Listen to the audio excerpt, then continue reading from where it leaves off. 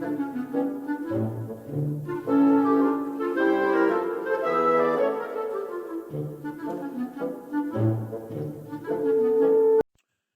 morning. It's Wednesday, July 1st, and today I want to talk about Maryland's ban on bump stocks.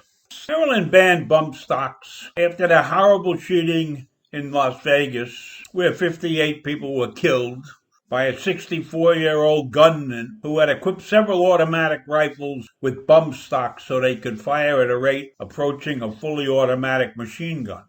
Now, Maryland's ban on the private ownership of bump stocks and other rapid-fire trigger activators took effect in October 2018. At President Trump's direction, there was a nationwide ban on the sale and possession of bump stocks, which took effect in 2019. The Bureau of Alcohol, Tobacco, and Firearms and Explosives outlawed the attachments, and the Supreme Court declined to put the federal ban on hold. So bump stocks are basically banned right now nationwide. So now it's 2020, and the Federal Appeals Court on Monday upheld Maryland's ban on bump stocks and other devices that make guns fire faster. They upheld the law by a 2-to-1 margin because this was not a full court appeal. Not all 9 judges were working on this appeal. That may come later. Now, this is where it gets interesting. Judge Stephanie Thacker, who wrote the majority opinion, said Maryland's ban does not require bump stock owners to turn them over to the government or to a third party. Property owners know that laws can make their personal belongings worthless in areas where the government has a traditionally high degree of control. Now, Judge Julius Richardson, who partially dissented from the majority opinion, concluded that Maryland's law violates the Fifth Amendment's takings clause. Richardson said that the court should have revived the plaintiff's claims under that clause. You see, under the Fifth Amendment, the government cannot take private property for public use or for any reason without just compensation. Okay? Now, the due process law was okay, but Judge Richardson believes that these gun owners, the guys who own the bump stocks, should be paid for the bump stocks because they're not going to be allowed to use them anymore. But Thacker and the majority have said they're not paying for it. It's the responsibility of the person who owns that bump stock to figure out a way to get rid of it. That's the essence of what we're talking about here.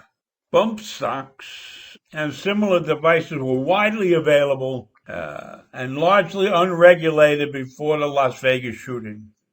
Now, anyone in possession of a bump stock can be charged with a federal offense punishable by up to 10 years in prison. A violation of Maryland's ban is a misdemeanor that carries a maximum sentence of 3 years in prison and a $5,000 fine. So now we've got a group of people, the bump stock owners, who are stuck with these bump stocks because they're illegal and you can't use them, and they want to get paid for them. The executive director of the organization, Maryland Shall Issue, said the plaintiffs will likely ask for the full Fourth Circuit to review the case. And you can understand why. And there's no question in my mind that the appeals court won't listen to this case. I can't imagine why somebody, a law-abiding citizen, needs a bump stock to fire as many rounds as possible. If they go out hunting with that, assuming they hunt with it, they're going to rip the animal to shreds. So why in the world do they have a bump stock in the first place? So I don't feel bad for them at all. I have no feelings at all. And In a way, I'm glad. This should be an example to all the people. Here's the funny thing about bump stocks. Before the federal ban was suddenly invoked, and before Maryland invoked the ban, a bump stock would cost about $200, right? And there were many gun enthusiasts who thought they were a useless novelty. So why pay $200 for this thing? But as soon as the ban went into effect, auction sites were listing the bump stocks for $1,000 or so, with the bidding starting at $500 or more.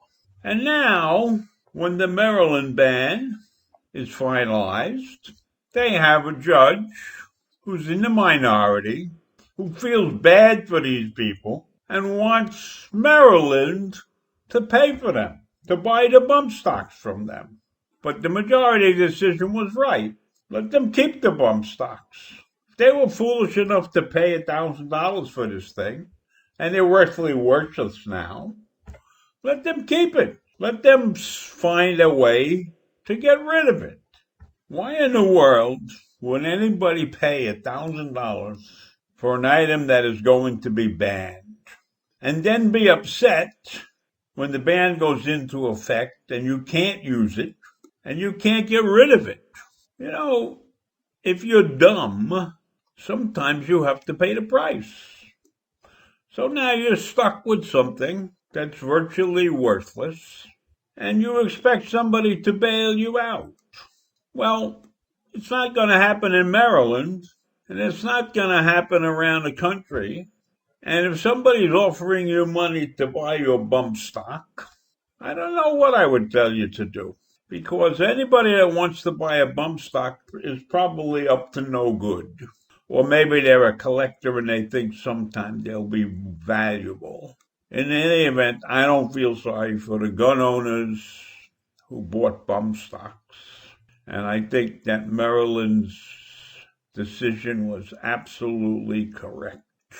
And so I will leave you and see you tomorrow. Bye.